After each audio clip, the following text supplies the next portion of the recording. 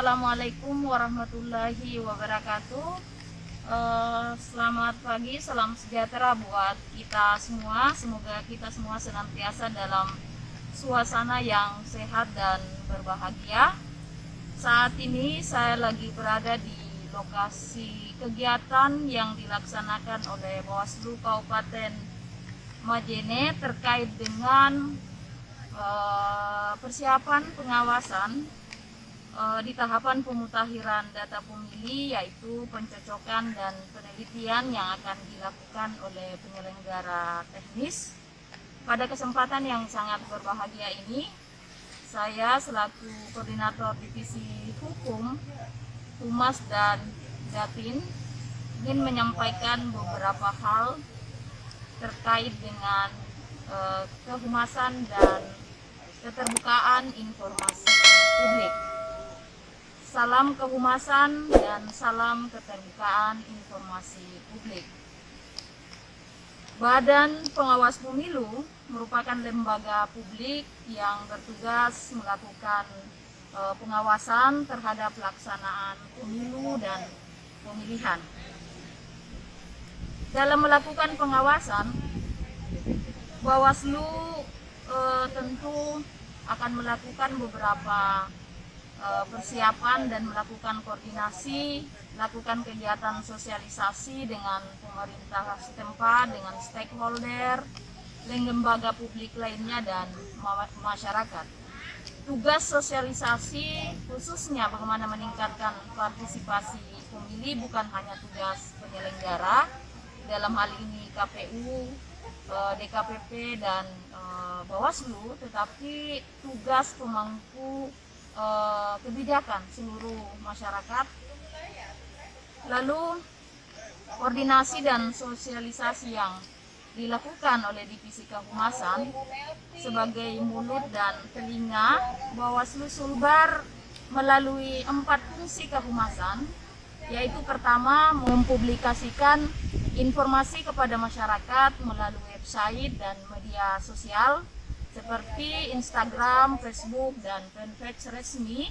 Kedua, memperkenalkan program Bawaslu Sulbar. Ketiga, menjadi penghubung antar lembaga melalui koordinasi dengan pemerintah setempat dan institusi lainnya. Keempat, bagaimana memperkuat citra Badan Pengawas Pemilu, khususnya Bawaslu Provinsi Sulawesi Barat. Di era milenial ini, bukan hanya memperkuat citra lembaga, tetapi Humas Bawaslu Sulbar juga telah bertransformasi menjadi penyampai gagasan. Untuk itu, upaya yang dilakukan paling tidak, Humas Bawaslu harus mampu bertransformasi dan berevolusi menjadi penyampai informasi yang baik, entah dengan menggandeng influencer maupun secara mandiri melalui pemanfaatan kemajuan teknologi dan informasi. Menjadi penyampai informasi yang baik tentu membutuhkan data dan informasi yang baik pula. Untuk itu, Divisi Humas Bawaslu melakukan silang kinerja dengan Divisi Data dan Informasi. Kebetulan di Bawaslu Sulbar, Divisi Hukum, Data, Kehumasan dalam satu nomenklatur. Tentu ini menjadi tugas dan tanggung jawab yang besar, menuntut kesiapan sumber daya manusia dan kerjasama antar semua divisi dalam kelembagaan. Data dan informasi yang telah terkelola dan terdokumentasi tersebut nantinya akan menjadi penunjang pemberian informasi kepada publik, paling tidak untuk menunjang pelayanan informasi agar baik dan optimal. Divisi Data dan Informasi Bawaslu Sulbar telah menyiapkan beberapa hal. Pertama, bagaimana penyiapan kualitas sumber daya manusia, tim keterbukaan informasi publik yang handal. Yang kedua, standar operasional prosedur atau SOP yang efisien dan efektif. Ketiga, berkoordinasi dengan Komisi Informasi. Keempat, mengklasifikasikan informasi agar sesuai dengan peraturan perundang-undangan yang berlaku. Kedepan, baik Divisi Hukum, Humas, dan Datin Bawaslu Provinsi Sulawesi Barat akan terus berevolusi dan bertransformasi menjadi lembaga yang handal. Ada beberapa penguatan kehumasan yang telah kami lakukan. Yang pertama adalah melakukan penguatan SDM melalui pelatihan. Yang kedua, publikasi kegiatan sekaligus pengawasan online melalui rilis berita, website, sosial media, dan media massa lokal.